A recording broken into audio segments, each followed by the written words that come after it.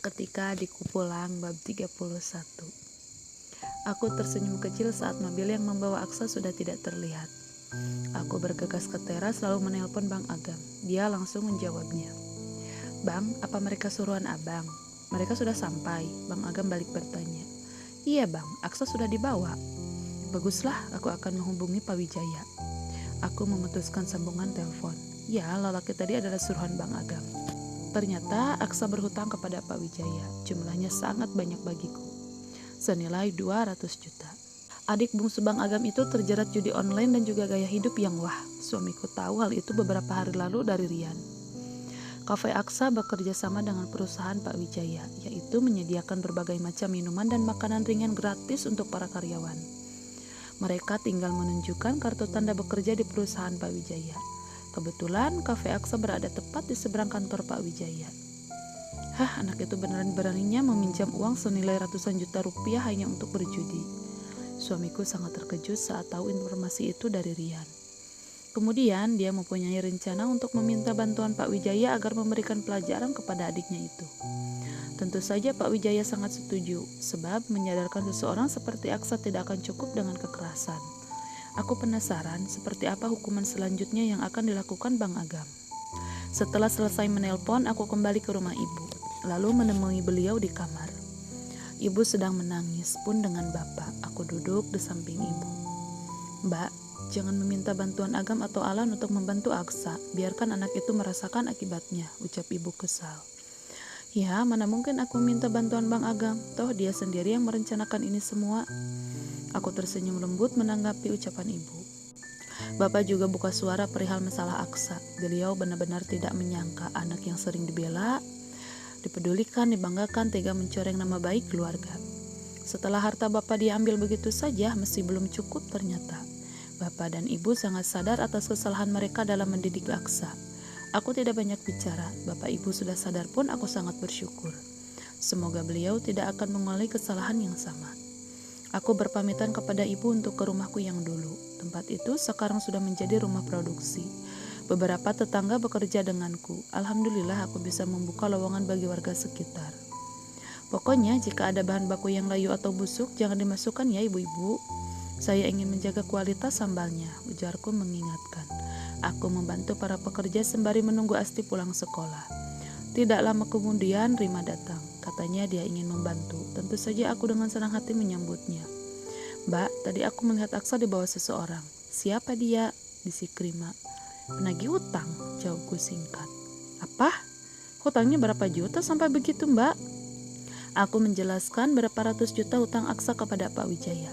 Rima semakin terkejut saat tahu adik bungsu berhutang kepada siapa. Kata Rima dia ingin menghampiri Aksa tetapi dicegah oleh Alan. Jelas dicegah, Alan pasti tahu kalau orang tadi suruhan Bang Agam. Setelah cukup lama membantu para pekerja, aku memutuskan pulang bersama Asti. Sesampainya di sana, aku melihat Ibu Rika tengah duduk di teras rumah.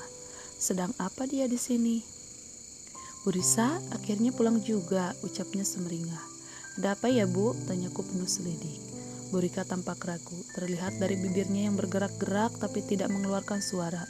Juga jari-jarinya yang saling meremas. Apa dia akan membicarakan soal kerjasama itu? Sebaiknya kita masuk dulu Bu. Aku melangkah lebih dulu memasuki rumah. Aku meminta Asti untuk masuk kamar. Kini aku dan Ibu Rika sudah duduk di ruang tamu. Salah satu pembantu menyuguhkan minuman dan aneka kue. Setelah Bibi pergi, barulah aku bertanya lagi. Ada keperluan apa Bu? Begini Bu, sebenarnya saya itu soal pengajuan kerjasama dengan toko saya Bu.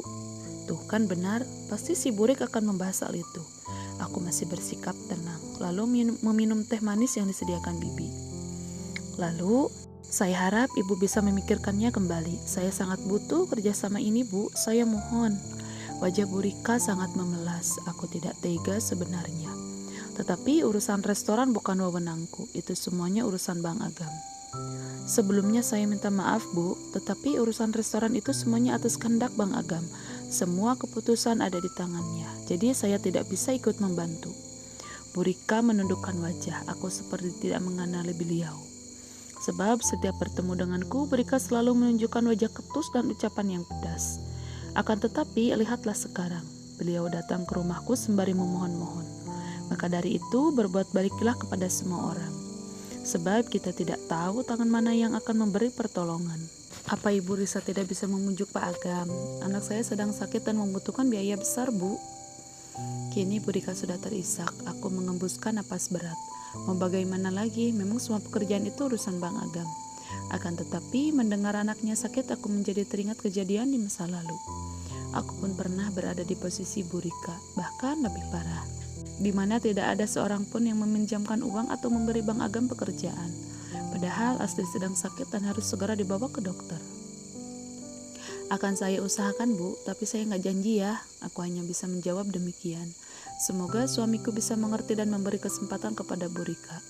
Wanita parubaya itu pamit undur diri. Aku mengantarnya sampai pintu depan. Pagi ini aku tengah mematut diri di cermin. Kata Bang Agam semalam, rekan bisnisnya akan berkunjung ke rumah kami. Lalu ingin melihat secara langsung proses pembuatan sambal dan beberapa makanan ringan yang akan dipasarkan di beberapa toko miliknya. Tentu saja aku dan Bang Agam harus mempersiapkan itu semua. Karena kunjungan yang mendadak ini, semalam aku mewanti-wanti para pekerja untuk menjaga kebersihan dan kualitas bahan. Istriku pasti tambah cantik kalau pakai kalung ini. Bang Agam memberikan satu buah kalung dengan bandul bulat dipenuhi banyak permata. Wah, cantik sekali Bang, mataku berbinar melihat kilauan dari kalung tersebut. Ini satu set sayang, aku membelinya kemarin di mall. Kamu pakai ya? Aku mengangguk patuh lalu membuka kembali perhiasan yang sebelumnya aku pakai. Benar saja, satu set perhiasan ini sangat cantik saat kukenakan. Selera Bang Agam bagus juga. Makasih banyak Abang. Aku mengecup pipinya sekilas, lalu dia menunjuk bibirnya. Aku sangat malu, akan tetapi aku tetap melakukannya. Setelah sesi romantis selesai, aku dan Mak Agam turun ke lantai dasar. Tujuanku langsung ke dapur. Aku meminta pembantu untuk membuat nasi liwet, ayam kampung goreng, dan beberapa menu lainnya. Setelah semuanya sempurna, aku segera menyusul Bang Agam di ruang tamu. Abang, Pak Bara jam berapa kesini? Tanyaku. Mungkin sebentar lagi, beliau masih di hotel. Aku duduk di samping Bang Agam seraya memainkan ponsel.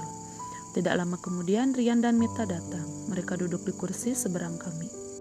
Gam, kau ingin lihat adikmu? Aku puas sekali melihatnya, ujar Rian sembari tertawa. Aku dan Bang Agam penasaran, lalu kami mendekat ke arah Rian. Dalam ponselnya terlihat Aksa sedang berada di ruangan sangat sempit dan kurang pencahayaan. Lalu tidak lama kemudian dia keluar dari ruangan tersebut. Satu orang lelaki memberikan alat pel dan sapu kepada Aksa. Pemuda itu sempat menolak dengan membuang kasar alat pelnya, tetapi dia kembali mengambil alat itu saat melihat tatapan tajam dan sebuah kepalan tangan yang akan melayang ke pipinya. Bang Agam dan aku menahan tawa. Aku tidak menyangka suamiku akan memberikan hukuman semacam itu. Kukira adiknya akan disiksa atau disuruh bekerja keras. Bang, kok hukumannya hanya begitu? Tanyaku mengernyit bingung. Ini belum seberapa, Dek. Pokoknya nanti kamu akan lihat lebih dari ini. Kukira kamu akan menyiksa dia. Seburuk apapun Aksa, dia tetap adikku, Dek. Dengan cara kasar dia akan susah mengerti. Kita pakai cara halus saja. Aku manggut-manggut mengerti. Setelah puas melihat video Aksa, aku dan Bang Agam kembali duduk di kursi tadi. Detik kemudian bel berbunyi. Dadaku menjadi berdebar-debar. Pasti itu Pak Bara. Bang Agam melangkah ke pintu lalu membukanya. Silakan masuk Pak, ucap Pak Bang Agam. Aku, Mita dan Rian berdiri untuk menyambut Pak Bara. Kami tersenyum ke arah beliau. Tetapi senyuman kami lenyap seketika saat melihat seseorang di balik punggung Pak Bara. Kenapa dia bersama Pak Bara? Tanya Mita pelan dan aku masih bisa mendengarnya dengan jelas. Assalamualaikum, halo, nama saya Rita Juwita atau dengan nama pena Rita Arsip. Saya penulis cerita Ketika Adikku Pulang dan juga novel yang sudah diupload oleh suami saya yang pertama itu yang berjudul Ketika Dunia Jatuh Cinta. Saya mohon dukungannya kepada teman-teman kalau suka dengan cerita yang suami saya posting, tolong like, komen, dan subscribe. Juga jangan lupa di-share ya.